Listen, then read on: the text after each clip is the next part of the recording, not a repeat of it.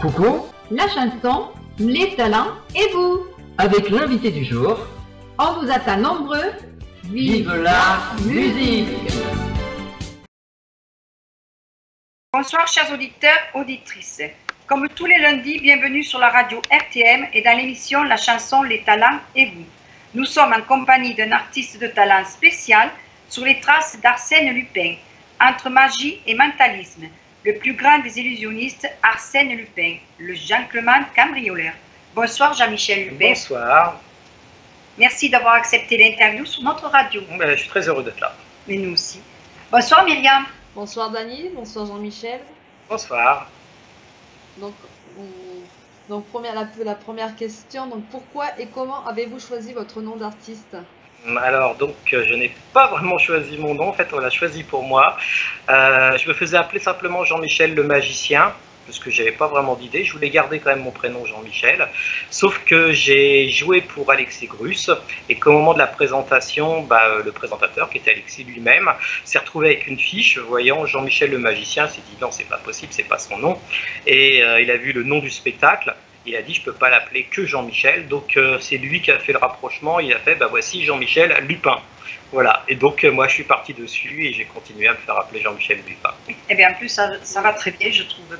Lupin, on aime Arsène Lupin, alors ça va très bien. Et voilà, avec ton spectacle impeccable. Oui, ça va bien. Et à quel âge avez-vous ressenti que la magie vous attirait? Alors j'ai commencé mes premiers tours à l'âge de 10 ans. Voilà, en plus j'étais en banlieue, donc il fallait que j'aille à Paris pour aller chercher du matériel, ce qui ne plaisait pas forcément à mes parents. Et puis c'est parti aussi d'un musée, un musée Grévin, je ne sais pas si ça vous dit quelque chose, à Paris, où à l'époque il y avait un spectacle de magie, ça n'existe plus maintenant. Et donc là ça a été la révélation, parce que là le magicien il m'a vraiment fasciné, j'ai dit c'est ça que je veux faire. Et est-ce que vous vous avez été influencé par les grands magiciens pour faire ce métier? Alors pas au départ. Au départ, j'ai vraiment fait ma petite route tout seul. C'était plutôt des rencontres que je faisais. Par contre, après, au fur et à mesure que j'avançais dans la magie, que j'ai passé donc l'examen de la FAP, puisqu'on fait partie de la fédération, où là j'ai rencontré des magiciens qui étaient déjà plus reconnus, et donc notamment Dany Larry, Alain Choquette, Victor Vincent, enfin voilà, des magiciens qui passent à la télé. Alors influencé, non, parce que je fais mon propre spectacle. Mais par contre, on apprend toujours des autres, donc j'apprends d'eux aussi, quoi. Eh bien, c'est bien. Alors, nous allons passer une première vidéo. C'est une bande-annonce qui vous représente bien. Merci. À tout de suite.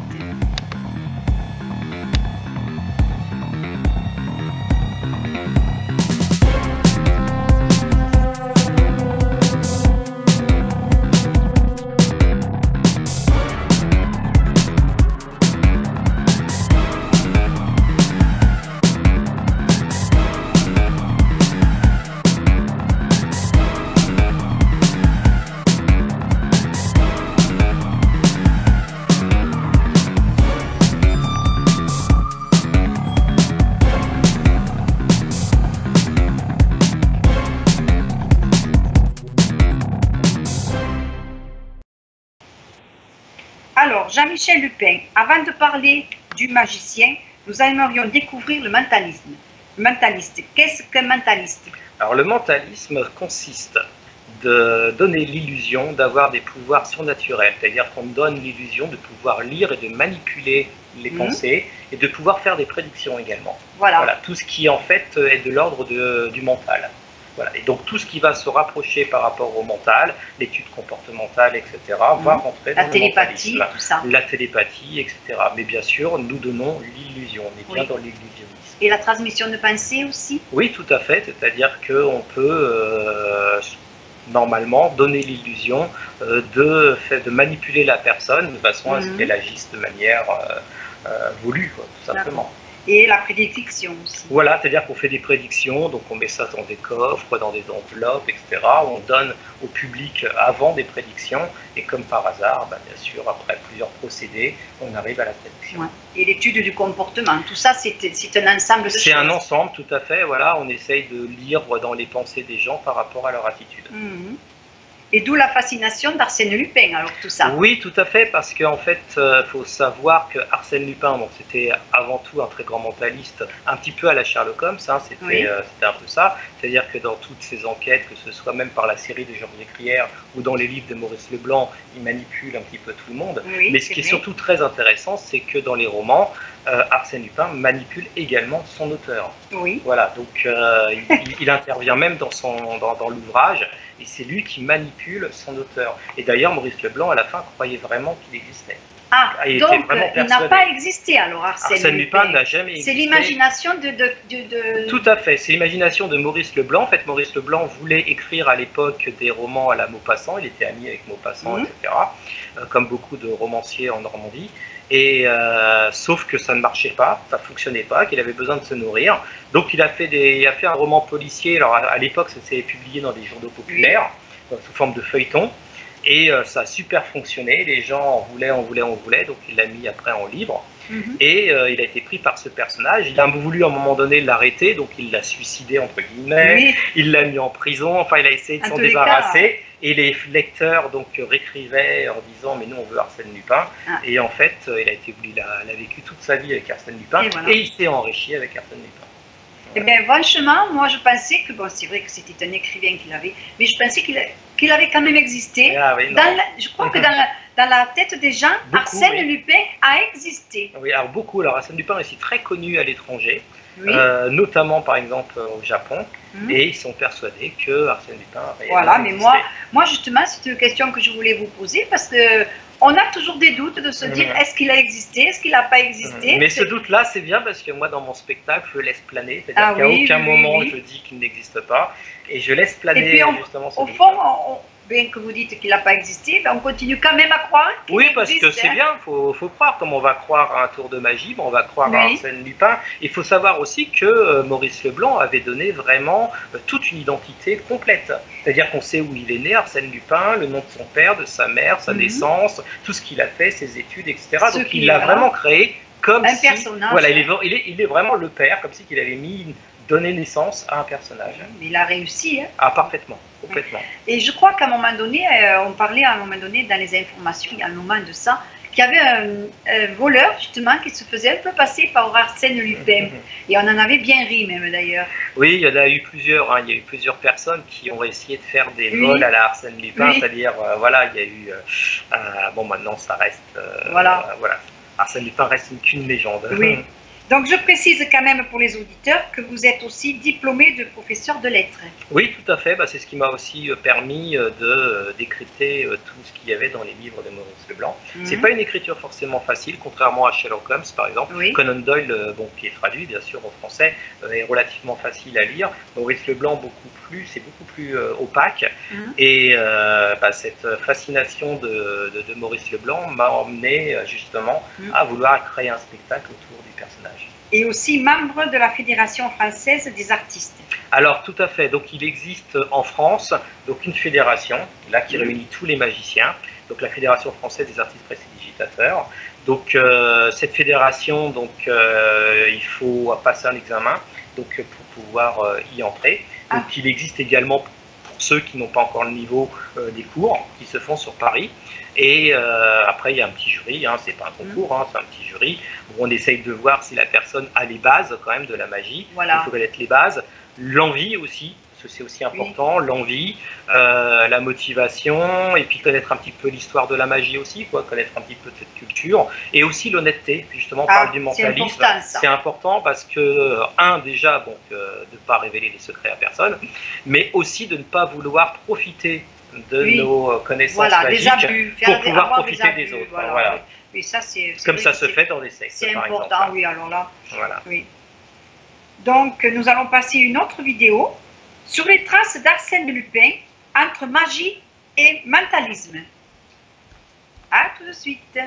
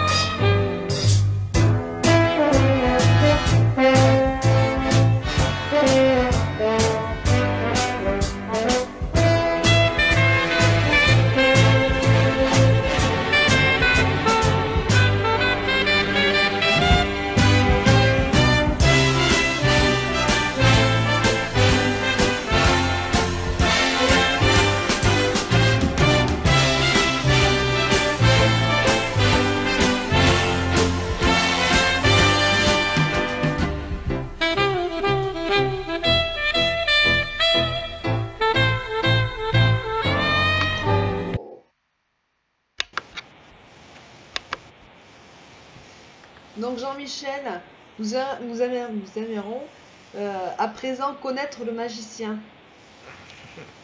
Alors je ne sais pas s'il y a vraiment une grande différence entre Jean-Michel qui est magicien ou Jean-Michel qui est mentaliste. C'est surtout les gens qui me perçoivent différemment.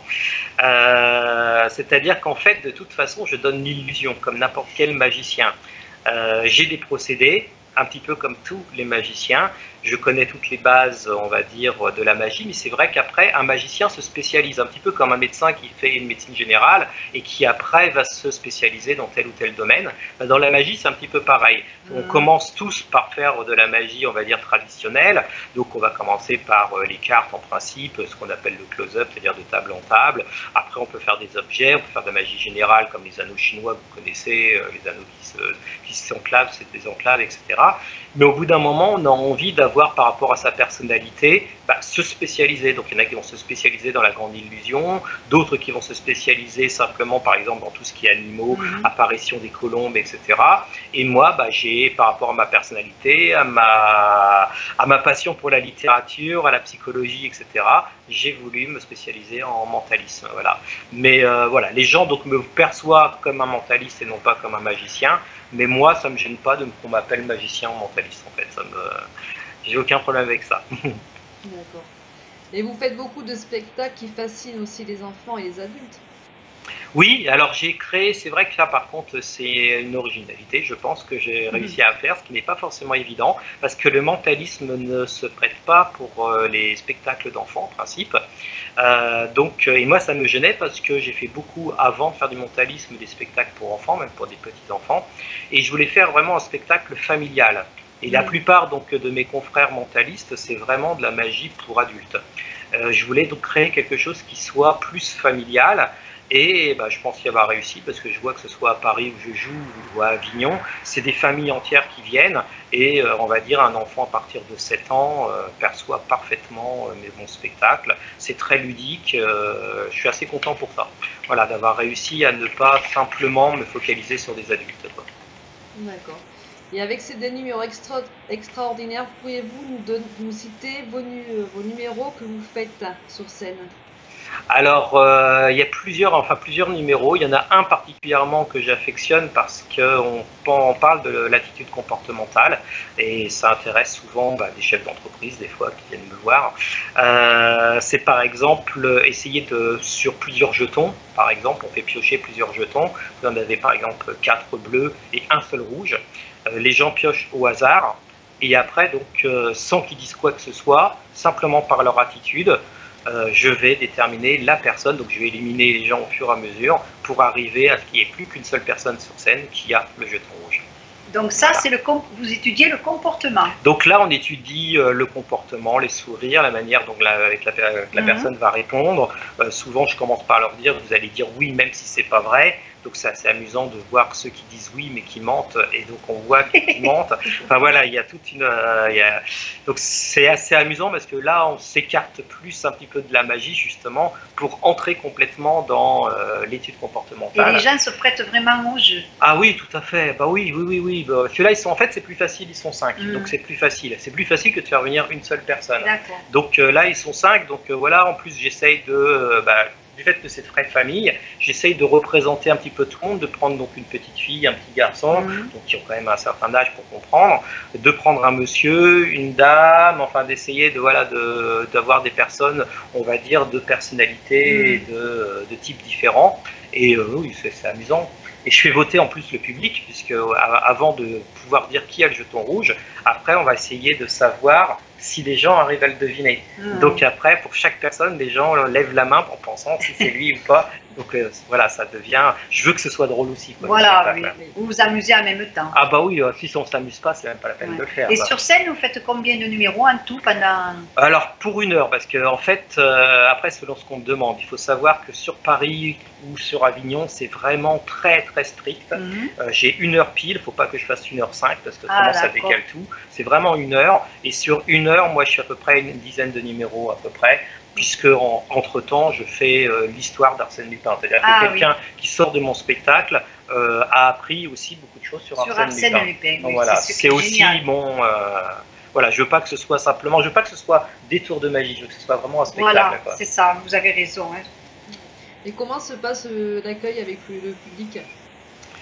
Alors bon, un public ne fait pas l'autre, donc ça peut arriver d'avoir un public un peu froid. Ah, ça vous est arrivé? Oui, bien sûr, à Avignon, j'ai fait 24 représentations tous les jours. À chaque fois, on avait un public différent.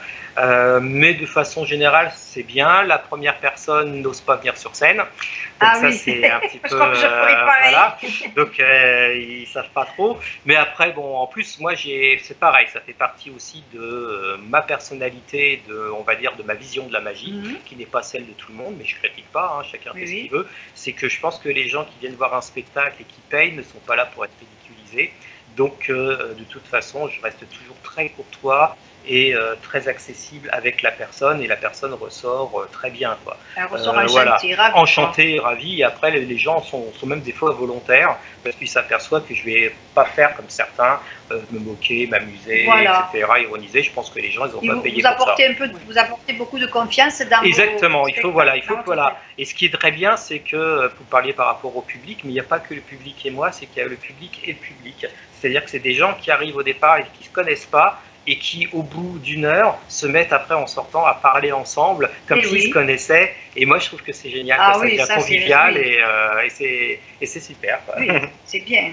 C'est une récompense aussi pour vous, ça. Oui, parce que pour moi, c'est ça, en fait. Je veux que ce soit un spectacle où les gens s'amusent, où on essaye de casser un peu la barrière entre l'artiste et les gens, et on est tous ensemble à faire, d'abord, souvent je parle d'expérience plutôt que de numéros. Oui, c'est ça. Et puis ça fonctionne très bien, et entre eux, après ils se parlent, ils se posent des questions, etc. La personne qui est venue sur scène, après on lui demande, mais t'es sûr qu'il n'y avait pas ci, il n'y avait pas ça? C'est l'intrigue. Voilà, il y a l'intrigue, tout à fait. Mais c'est très bien, quoi. Et moi je les ai vus des fois quand je sors à Avignon, et je les ai vus discuter après dans la rue, et si ça se trouve, ils ont été voir d'autres spectacles ensemble. Enfin bon, voilà, c'est bien, quoi. Super. Ouais. Et pour quel événement vous déplacez? J'ai pas compris, pour quel événement vous vous déplacez?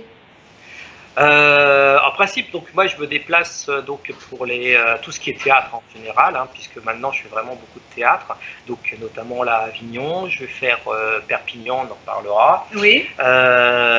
Bientôt Lyon. Après, il peut y avoir de l'événementiel, c'est-à-dire que là on m'achète mon spectacle. Par exemple, il y a un directeur d'Intermarché qui est venu voir mon spectacle et qui, au mois de décembre, va réunir plusieurs chefs d'entreprise, qui va faire une très grande réunion, et qui voudrait que donc, ça se termine avec un spectacle, donc mon spectacle. Donc là, c'est un petit peu différent. C'est lui qui achète mon spectacle, en fait, pour représenter. Donc, et vous faites aussi les anniversaires, les goûters d'enfants, les maisons de retraite, arbres de Noël et mariages. Voilà, donc là c'est mon côté magicien, c'est-à-dire que je ne peux pas faire toujours du mentalisme, j'ai besoin aussi d'argent. Et bien sûr. Voilà, parce qu'il y a le théâtre, il y a tout, et que il y en a qui ne veulent pas forcément spectacle de mentalisme, qui veulent encore de la magie traditionnelle avec des foulards, des anneaux, etc. Donc je peux aussi faire ça pour des anniversaires. C'est-à-dire que selon les endroits où vous allez, vous projetez votre spectacle. Oui, oui, tout à fait. Je m'adapte, puisque je vais de l'école maternelle jusqu'à la maison de retraite. Donc là, c'est plus du tout les mêmes numéros. J'ai vraiment un spectacle fait pour des enfants de 5-6 ans. Donc c'est presque plus de la magie, c'est presque de l'animation. Magique, mais c'est presque de l'animation. Pour les personnes âgées, donc dans les maisons de retraite, c'est très visuel. Donc là, je parle très peu. C'est plutôt des couleurs, des choses qui vont apparaître, etc. Et le mariage, après, ça dépend. Si j'arrive à négocier avec les mariés pour leur expliquer ce que c'est que mon spectacle, parfois, s'ils viennent me voir à Paris, par exemple, en spectacle, après, ils me disent « Ah, oui, on veut bien ça pour notre mariage. » Parce que des fois, ils sont réticents au mentalisme, ils disent « Ouais, ça va peut-être pas plaire à tout le monde. » Donc, quand ils peuvent se déplacer et venir me voir, je leur dis « Vous déciderez après quel type de spectacle vous voulez. » Et pour les anniversaires, c'est à peu près pareil après, que le mariage. Ça dépend. Voilà, si c'est un anniversaire d'adulte, ça fait un peu comme le mariage. Je dirais même qu'au niveau ambiance, ça ne regarde que moi, par expérience personnelle, c'est que en fait, l'ambiance dans les mariages ne sont pas c'est pas le meilleur spectacle, quoi. Les anniversaires, c'est beaucoup plus convivial, c'est plus sympa. Ça se comprend, parce que le mariage, c'est c'est plus traditionnel, les familles ne se connaissent pas forcément, c'est plus, ils sont plus coincés, on va dire, d'une façon générale, et donc il y a c'est moins convivial, quoi. Voilà. Donc Jean-Michel, vous venez de faire le Festival d'Avignon avec beaucoup de succès. Bah oui, je suis super heureux parce que je l'avais déjà fait l'année dernière, c'était bien fonctionné.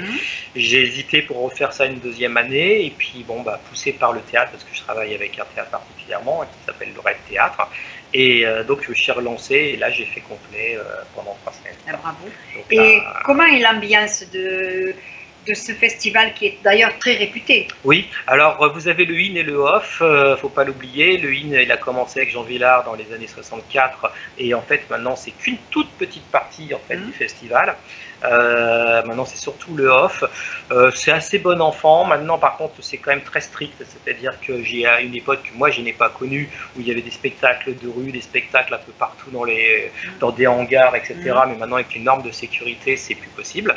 Donc maintenant, mais c'est bien parce qu'au moins maintenant les gens savent qu'ils vont aller dans un vrai théâtre avec des vrais comédiens, donc ils vont avoir, après ils aiment ou ils n'aiment pas, mais c'est quand même, il y a quand même au départ une sélection quoi, que les théâtres ont pu faire, voilà. Alors après l'ambiance à l'intérieur, oui les gens sont, voilà, il y a plein de monde et puis il y a de la musique un peu partout et puis voilà quoi.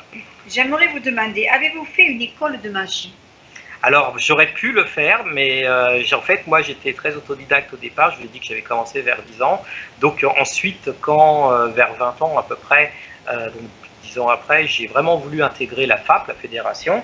Je me suis rendu à Paris et j'ai dit, voilà, je voudrais passer le concours pour faire partie de la fédération. Et c'est là où ils m'ont dit, mais normalement, il y a 2 ans d'études, etc. J'ai fait, il n'y a pas de problème, c'est 1 fois par semaine. Et ils m'ont fait faire passer un petit test au départ pour voir un peu mon niveau. Et en fait, j'avais déjà le niveau de l'examen. Donc, ça fait que j'ai pas passé l'examen, en fait. J'ai fait, on m'a donné directement, en fait, ma carte d'adhérent. Et puis, j'ai même adhéré maintenant à d'autres, puisque je fais partie du Mental Art Magie. Je fais partie d'un club de Magie Club du Nord, etc. Ça, je l'avais noté, voilà. tout ça. Donc, en fait, j'avais quasi travaillé tout seul avant. C'est bien. Alors, moi, j'aimerais aussi vous poser, à quel moment, une autre question, à quel moment vous êtes senti magicien professionnel et prêt pour monter sur scène? À quel moment on ressent ce besoin d'aller sur scène et à quel moment on se sent quand même magicien? Oui, alors là, en fait, il y a 2 temps, parce qu'en fait, l'envie d'aller sur scène arrive très vite. Le problème, c'est qu'on n'en a pas forcément le talent ou la qualité ou le travail. Je dirais pas surtout le travail. Alors, pour faire des anniversaires, mariages, on va dire qu'on n'a pas, il faut connaître la base, on va dire qu'il n'y a pas de problème. Maintenant, pour se représenter à Paris, notamment dans un théâtre, il ne faut pas présenter ce que tout le monde présente. Là, il y a quand même quelque chose de personnel, donc il faut vraiment créer son propre spectacle. Et là, j'ai mis 1 an à peu près à mettre en place mon spectacle sur les traces d'Arsène Lupin, et je me suis senti vraiment, donc il n'y a pas si longtemps que ça, vraiment mon spectacle a été mis, on va dire, en place et définitif l'année dernière, au Festival d'Avignon de l'année dernière. Voilà. Donc là, je me suis senti, alors professionnel, ça ne veut pas dire grand-chose, ça veut simplement dire qu'on reçoit de l'argent. Professionnel quand même. Voilà, mais en tout cas, je me suis vraiment senti à ma place en disant je peux vraiment présenter mon spectacle parce que je sais que mon spectacle, il n'y a aucun autre magicien qui le fait, que je présente des numéros que j'ai mis en scène et que personne ne fait de la même façon. Voilà. Après, vous étiez en confiance avec vous? Voilà, tout à fait. Voilà. Là, après, j'ai confiance avec moi-même. Puis après, bon, bah, vous avez toutes les critiques du public. Pas forcément des magiciens, parce que ça m'intéresse peu. Ce qui m'intéresse, c'est le public, donc sur Billy Reduc, etc. Vous avez plein d'avis. Donc là, vous voyez bien si les gens sont contents. Puis vous avez aussi les médias. Hein. Donc il y a eu le journaliste du Parisien qui est venu, le journaliste de la Provence qui est venu là il n'y a pas longtemps, donc à Avignon. Et puis bon, bah, quand ils mettent sur leur journal et qu'ils mettent tout ça oui. Vous avez eu de bons retours? J'ai eu vraiment de très très bons retours. Donc là, je me dis que bon, bah, voilà, je peux présenter. On l'a vu sur Internet. L'article de la Provence. Ouais. Alors, y a-t-il dans votre famille des magiciens ou mentalistes? Non, pas du tout. Pas du tout. Non, pas du tout. Je suis le seul. Voilà, c'est moi qui me suis écarté un petit peu de la... Avez-vous un agenda de date actuellement? Alors oui, des projets, bah, oui, bon, déjà c'est un agenda qui est fixe puisque je suis à Lorette, donc théâtre à Paris jusqu'en mai 2019, donc j'ai un contrat avec ce théâtre.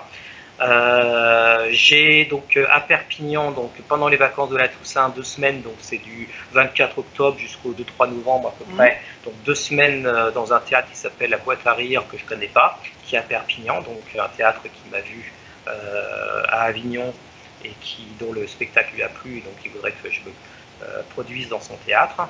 Je reviens aussi en avril à Avignon, mais en dehors du festival. Voilà, et puis normalement j'ai aussi quelques heures, c'est pas prêt, c'est suite à Avignon, il y a beaucoup de professionnels qui viennent vous voir. Oui. Tout ne se concrétise pas, mais là on verra bien. Mais il y a aussi donc un directeur de théâtre en région parisienne qui m'a contacté aussi pour que je puisse me présenter, pour présenter mon spectacle. Donc vous êtes quand même bien connu. Je commence, oui, là aussi, poser la question un petit peu quand on commence à se positionner, quand on commence à avoir des gens qui viennent vous demander, qui vous attendent, qui viennent vous voir pour vous faire des propositions, c'est que là on commence à prendre sa place. C'est ça. Donc la boîte à rire à Perpignan, c'est octobre 2017. Hein. Oui, tout à fait, là c'est vraiment pendant les vacances de la Toussaint. Voilà, et Lorette Théâtre à Avignon, c'est en avril 2018. Oui, là, tout à fait, là je ferai que 400 dates, je crois, à peu près. Voilà. D'accord. Alors, avez-vous un site où nous pouvons vous trouver? Oui, tout simplement, donc par mon nom, c'est donc tout en minuscule, c'est Jean-Michel-Lupin.fr. Voilà, tout simplement, tout en minuscule. Et là, vous avez mon site internet. Bon, voilà, vous avez un lien d'ailleurs où vous avez aussi. Et vous êtes aussi sur YouTube. Alors, je suis un peu sur YouTube, pas énormément. En fait, j'y suis parce que les vidéos que vous avez pu voir, faut que je passe sur l'adresse YouTube pour qu'ils puissent passer sur mon site, etc. Par contre, c'est vrai que je ne recherche pas forcément YouTube parce que, bon, déjà en tant que magie, moi, j'aime pas trop. Il y en a qui le font. Moi, j'aime pas trop. Mais en tant que mentaliste, je crois que c'est encore plus compliqué parce que le mentaliste, c'est pas, je présente pas un tour. En fait, je présente une expérience avec des personnes. Alors, c'est très compliqué parce que sur YouTube, il n'y a pas vraiment d'intérêt. En plus, moi, c'est au sein d'un spectacle. Comme voilà, c'est ça. Il faut aller vous voir. Voilà, il faut aller me voir. Numéros. Voilà, et en plus de ça, il ne faut pas oublier aussi qu'il y a quand même une législation qui existe et qu'il y a le droit d'image et qu'une personne qu'on prendrait en film lors d'un spectacle et qui se retrouverait sur YouTube peut m'attaquer. Voilà, oui, c'est bon à dire parce que c'est vrai que toutes ces choses-là, on n'y pense pas. Hein, voilà, là dans les vidéos, par exemple, à un moment donné, il y a un enfant, j'ai demandé l'autorisation des parents parce que... Avant d'être sur YouTube. Ah oui, tout à fait, tout à fait. Il faut faire très attention avec le droit d'image. Oui, c'est vrai. Donc on va passer la troisième vidéo, Jean-Michel le magicien. Voilà, c'était un petit peu avant en fait que je mette vraiment en place sur les traces d'Arsène Lupin. Je commençais à faire du mentalisme. Là, je commençais vraiment à voir la réaction du public qui était vraiment plus percutant en fait que la magie traditionnelle. J'avais pas encore Arsène Lupin en tête, mais la magie commençait à bien. Et là, il y a un petit garçon dans la vidéo. Voilà, et là, c'est là où il y a le petit garçon. Vous avez donné, et que j'ai demandé l'autorisation des parents. Tout à fait. Bon, ben, on va passer cette vidéo, Jean-Michel le magicien.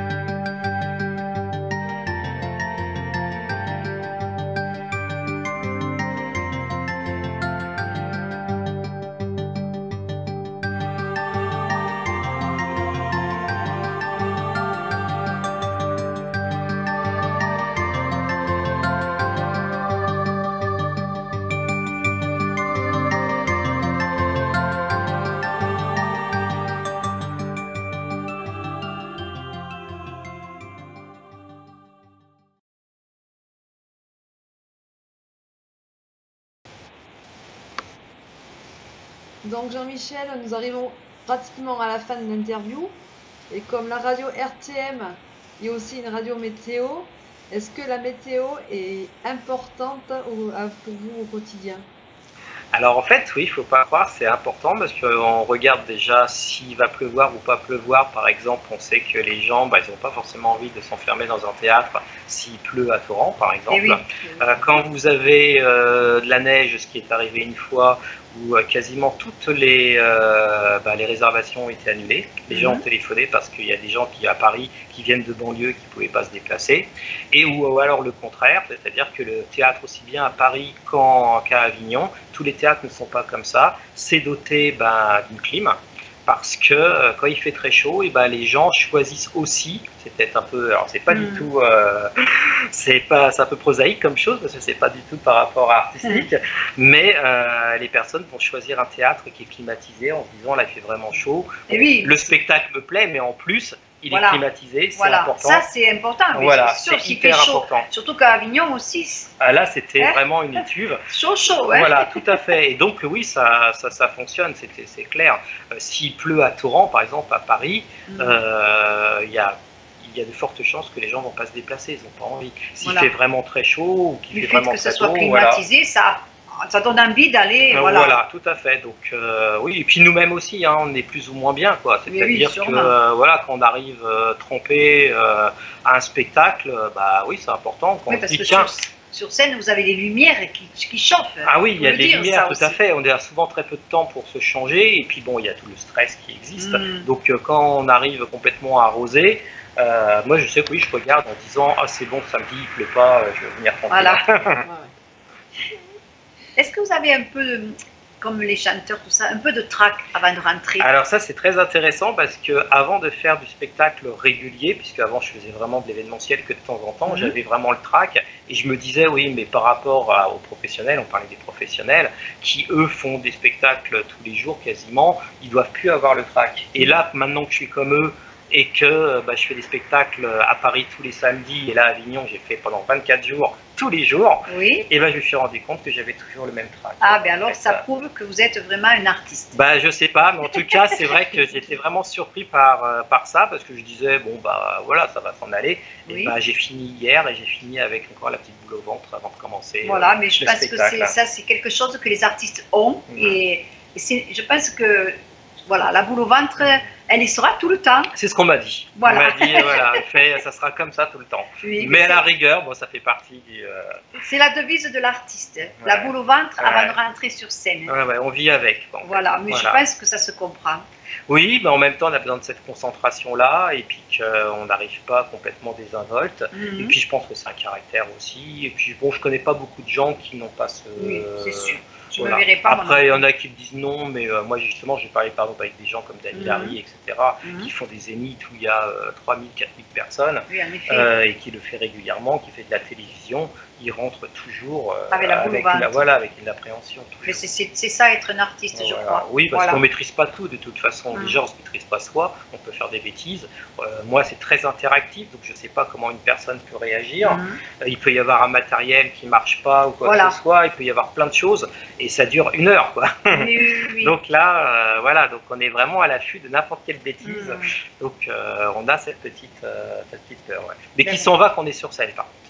Et après, les applaudissements, tout ça, ça vous réchauffe. Oui, en fait, dès qu'on a commencé à parler, dès que j'arrive sur scène et que j'ai commencé à parler au public, ça y est, j'ai complètement oublié le track. Ah, ben voilà. Là, je suis dans le C'est juste spectacle. à l'entrée. C'est l'entrée, je dirais même quelques heures un petit peu avant. Oui, voilà. voilà. Je prends la voiture ou le train Savoir quand que c'est vous à allez Paris. passer sur Voilà, scène. voilà. Ouais. Là, c'est ça jusqu'au moment où je vais rentrer sur Et une scène. fois que vous faites vos numéros, c'est fini. C'est terminé. Ah oui, mais c'est comme les chanteurs aussi. Ouais. Une fois qu'ils chantent, ils y pensent. Voilà, j'y pense plus. Ouais, ouais.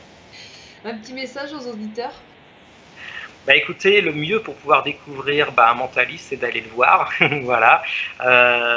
C'est vrai qu'on n'est pas, beaucoup les mentalistes ne montrent pas forcément, comme les copains peuvent dire, tu me montres un tour, etc. Parce que c'est un spectacle entier, c'est-à-dire qu'il faut un décor, il faut des lumières, il faut une histoire, il faut se déplacer, aller voir, même dans les petits théâtres, aller voir les magiciens, aller voir les mentalistes. Et puis bon, pour moi personnellement, je vais être pas très loin de Béziers, hein. Je vais à Perpignan, c'est pas très loin.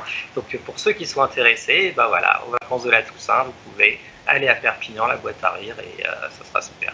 Mhm. Donc au mois d'octobre, non? Voilà, c'est ça. c'est Hein? octobre, c'est pas les vacances. D'accord. Voilà. Bon, bien, monsieur Jean-Michel Lupin, on vous Voilà. remercie de tout notre cœur Merci pour votre de vous- invitation. d'être venu sur la radio RTM. On a vraiment apprécié tout ce que vous avez dit et vraiment, c'est super. Voilà. Merci beaucoup, merci beaucoup, Myriam, Merci beaucoup. Allez, à bientôt, à lundi bientôt. prochain avec un nouveau interview. Au revoir, bye Au bye. revoir. Bonne soirée, au revoir.